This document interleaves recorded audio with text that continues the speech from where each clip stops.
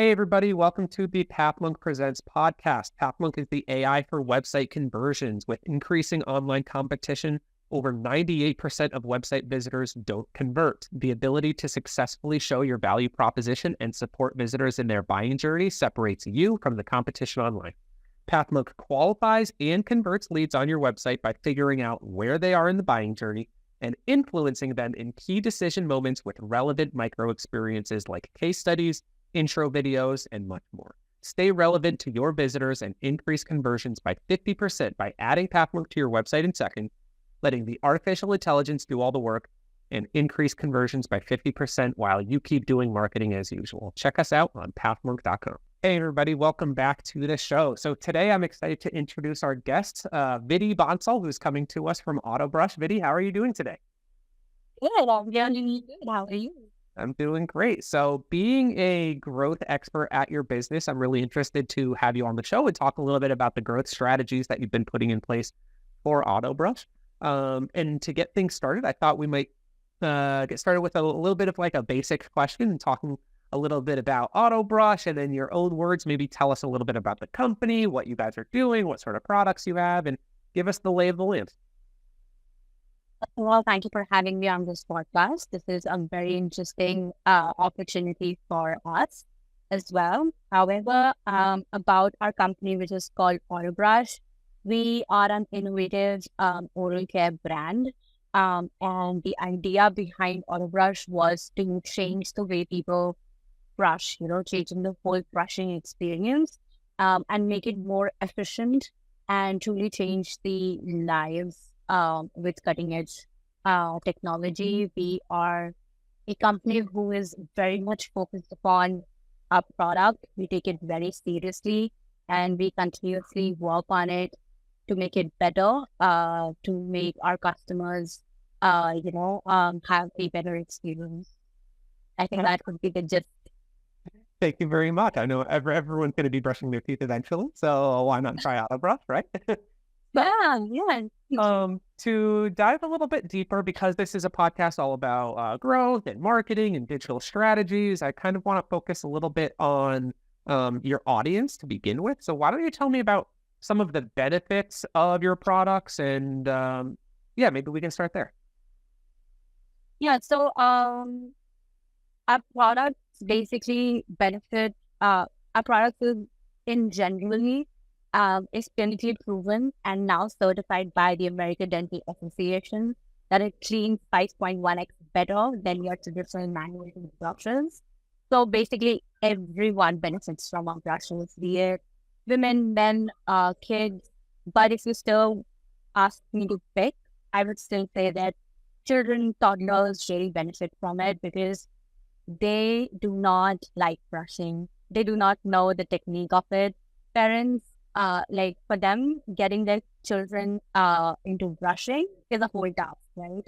So just giving them the right technique, an efficient way of brushing definitely helps them. Also, Autobrush really focuses on people within autism spectrum disorder or Down syndrome, or people with low dexterity that do not really have, the attention span or physical mobility to brush their teeth with a manual toothbrush. So I think it is high time that we have that technology for them as well. And, just make them a little more independent, make them feel good about themselves. And, for them, brushing 2 minutes twice a day is just not realistic. So just giving them the efficiency that they require in one single brushing and in just 30 seconds is our goal. And I think we are definitely tapping into that audience. I mean, the kind of reviews that we have started to get, I think we're tapping their first on. That's awesome. And it seems like this is kind of a unique challenge that you guys are taking on in a different type of target audience, because as far as what I know in terms of like the toothbrush industry, which is not very much, but it's just kind of, providing nice ergonomic toothbrushes to anyone for any need, right? But not really focusing on solving any of these unique problems for different audiences or specific groups of people that have specific challenges, right? But I mean, you don't know a lot about Autobrush. It's because there hasn't been a revolutionary change in the technology for a very long time. And that is where we come. People will slowly change the way that they brush, and we want to be on the forefront. The people have been brushing their teeth for ages and ages, and you guys, the first ones are revolutionizing it. I like to hear that. So sticking on kind of the idea of clients, but more so in terms of like client acquisitions, I want to talk a little bit about more like the channels that you guys utilize for acquiring people. So which types of acquisition channels are driving the most engagement or growth for you guys at the moment? Our website definitely is on the forefront there. Like we have seen a 2.5x growth year on year there.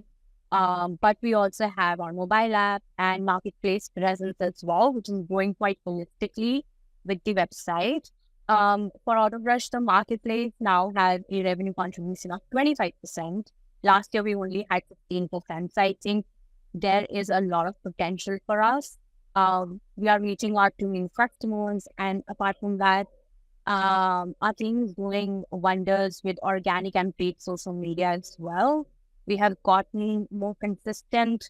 We are now sharing more quality content and actually working on building a community there. So yeah, very all-rounded acquisition channel, and we are focusing on each one of them to get us whatever growth, whatever potential we can garner from it. Congratulations. Seems like you guys are going across all the boards, right? All the different digital channels. Definitely.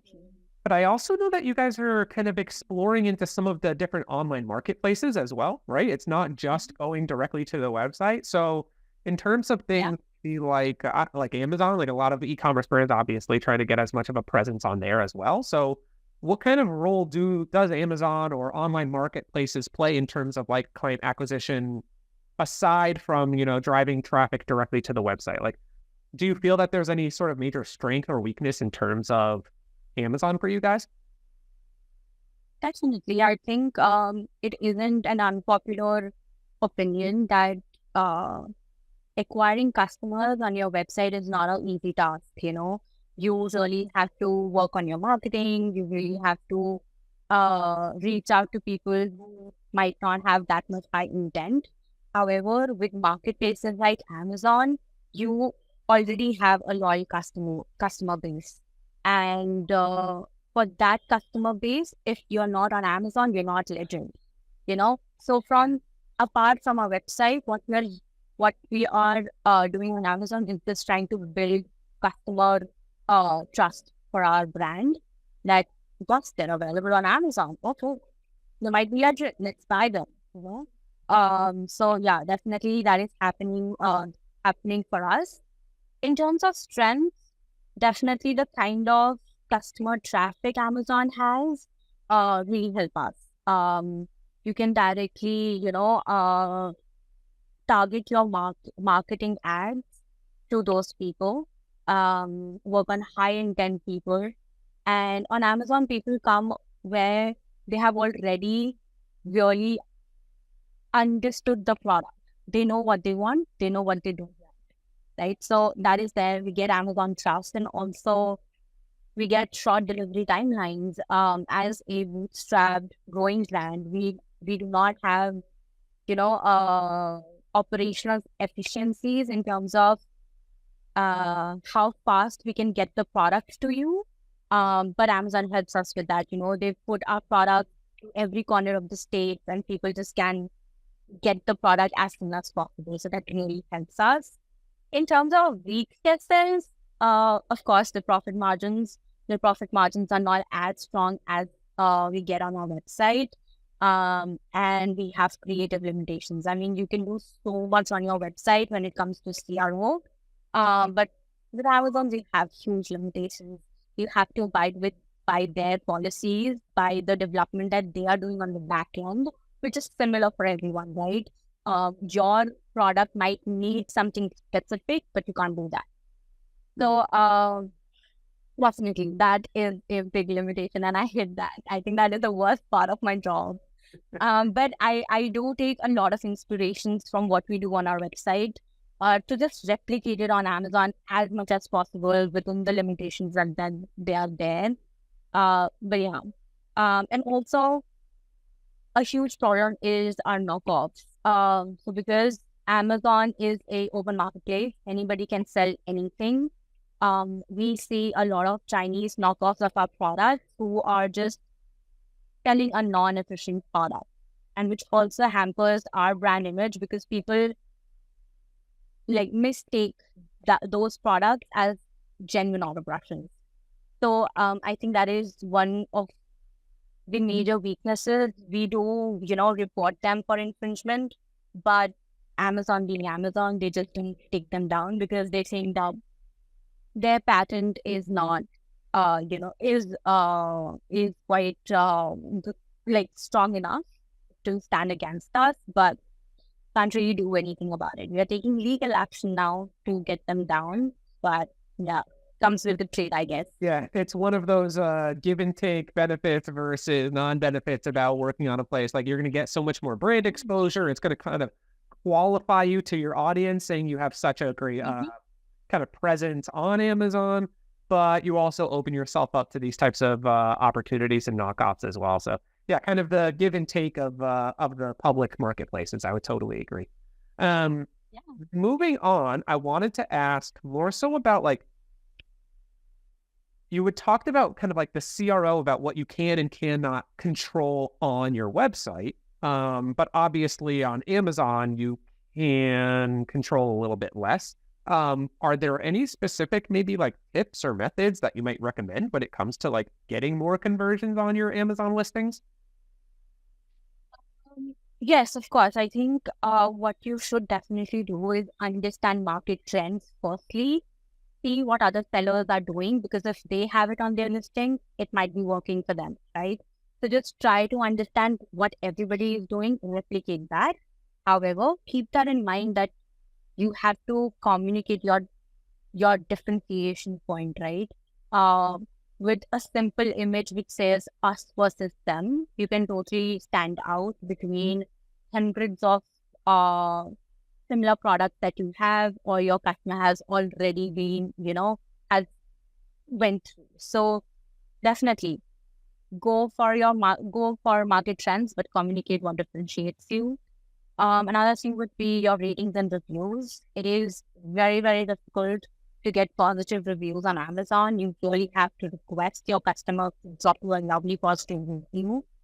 However, I think a lot of people miss this, but you really need to manage your negative reviews as well. If somebody drops a negative review, you would need to reach out to them. You need to just resolve whatever issue that they are facing, give them a good customer experience, and convince them to remove their review or convert it into a positive one. Because if it takes you 10 positive reviews to upgrade your rating, it takes only 2 negative reviews to put that down, right? So I think managing that is very, very important. One tool that I really use is A/B testing the content that I post or that I use on my listings. Amazon's tool is really, really good. You can test your titles, you can test bullet points, images, E+ content, everything. And I love that. But for that, I would say the tip would be that try or test only big changes, because it takes a lot of time on Amazon to actually get some, concrete results on which you can base your informed decision. But yeah, small changes, bring it off. I think another thing I would say that read your reviews. They will tell you, your customers will tell you what you have to optimize in your listings. Sometimes people say, I don't know which size to buy. Maybe your size chart is not good enough. People are not understanding it right. So make it better. I think those would be the tips I would say. And just challenge yourself, you need to deconstruct yourself to build something which is better. So like I make a point that I go and deconstruct my listings, see it as a third person every 3 months. and just make changes on the basis of what I think is missing and what can be added. I find it interesting that you bring up A/B testing and things like that, because that's kind of the area that PathMonk lives within, right? Like PathMonk is an AI that is constantly A/B testing different pieces of content against each other and having the AI determine which ones get better results at better times and to which audiences. And with utilizing AI, we can learn about which ones perform better much faster rather than like the classic, let's move this call to action from here to there, test it out over the course of a month, see what happens, or change this from blue to red and test that out just to realize, well, it works or it doesn't work. I don't know. But yeah, our AI is kind of like learning about this at a much faster rate, being able to kind of make those necessary changes quickly. So yeah, I think we're kind of doing a lot of the same things, which is interesting to hear. But for the next section of questions, I want to move a little bit away from Autobrush and a little bit more into Vidhi as like a growth expert and, a marketing professional.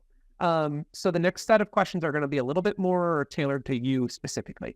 And I want to ask first, what are some of the key tasks that you focus on when we talk about like your day-to-day work? Like, what are you looking at most importantly?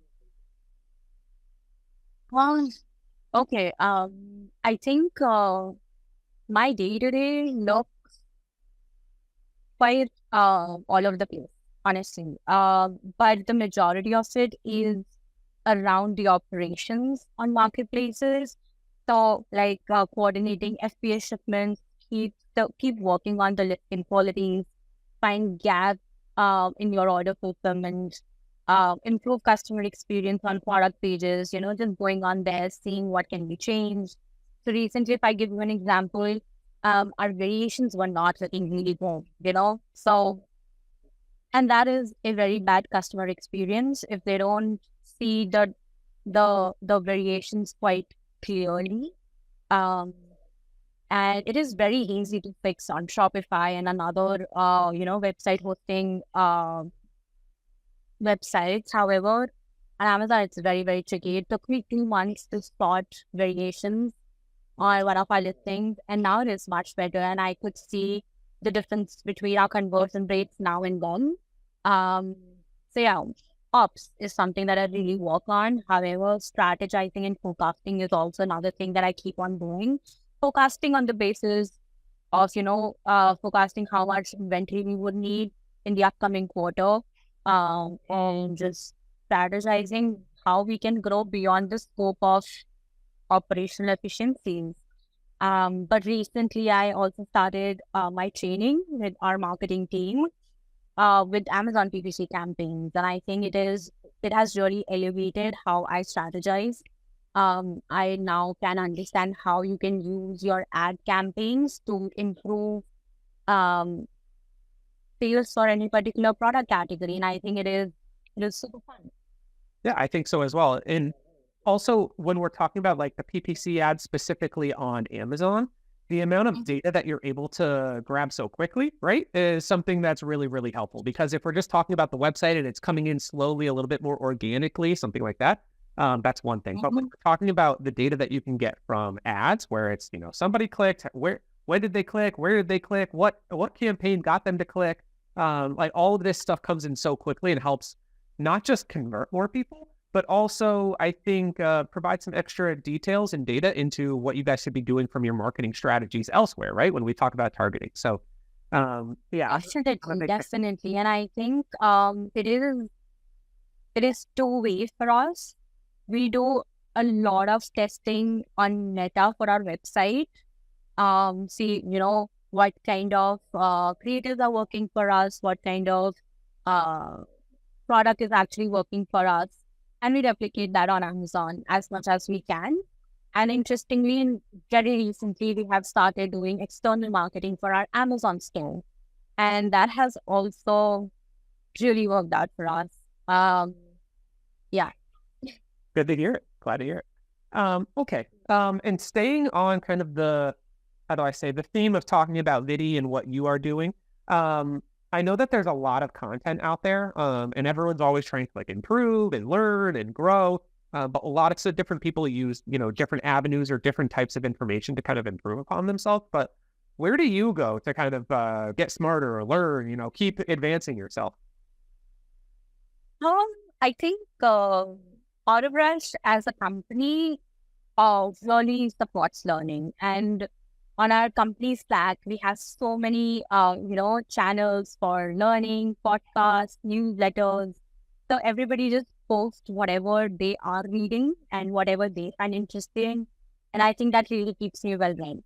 And the best part is that you don't get sucked into one kind of knowledge, which is related to your day-to-day tasks, but it keeps you informed of all advancement that is happening within the industry. And I love it. And even in our, weekly meeting standouts, as we call it, we have, they give us dedicated time to talk about what we have learned this week. So that thing is a huge motivator.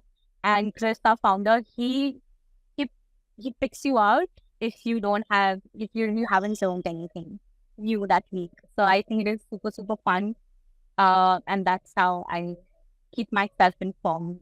Yeah, it's nice that your team is kind of helping keep everyone floating, right? It's what's the saying? Rising tides lift all ships, right? So yeah, hopefully if one person shares a little bit of information, hopefully it can help everyone else kind of get smarter along the way. I like that. Yeah. Okay, so we're moving a little bit into, I would say, the final stages of the conversation, and we're going to move into a section like that we like to call kind of like the rapid fire round, where we're looking for answers that are a little bit more short, crisp, to the point, things like that. So kind of the first thing that comes to your mind. And I'll get things started with a nice, easy one. I'm not going to kind of throw you any curveballs to start. But what's the last book you read? Well, I'm not an avid reader, but Chris recommended me a book called Traction by Gino Wickman. So I'm still on it. Good. All right. So actively working on one. Next, a little bit more tricky. I would say, if there were no boundaries in technology, meaning like you could make any sort of changes or any sort of like imaginary technologies out there, like what would be one thing that you would want to have fixed for your role as a marketer today?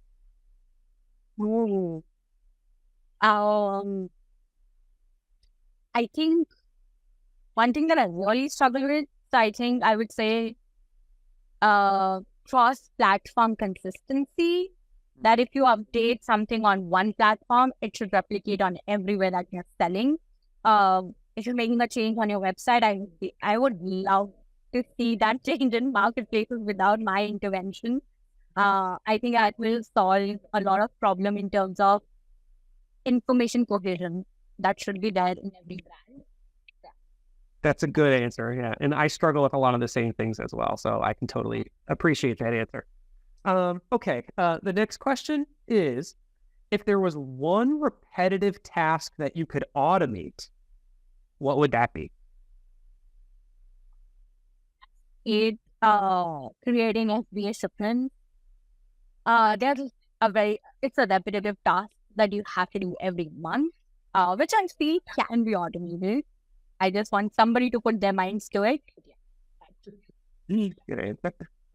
And to close things out for this section, what is one piece of advice that you would give yourself if you were to restart your journey as a marketer today? I think just don't be afraid of numbers. I used to get very intimidated by numbers, but now I see that if you understand them, if you ask the right questions, they won't be as intimidating.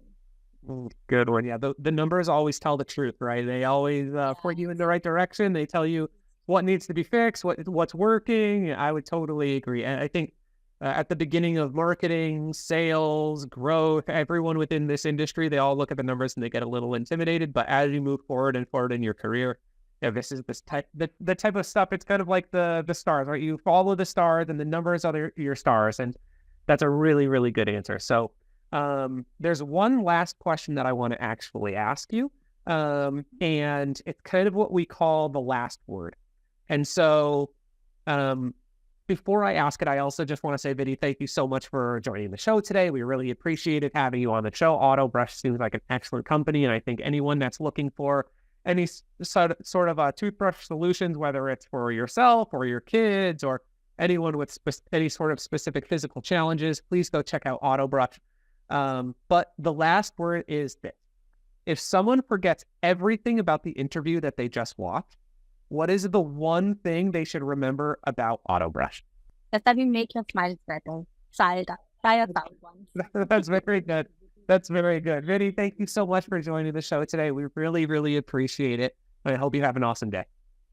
Thank you so much, Kevin. Thank you for having me over. It was a very nice experience. Thanks, Vidhi. Bye-bye.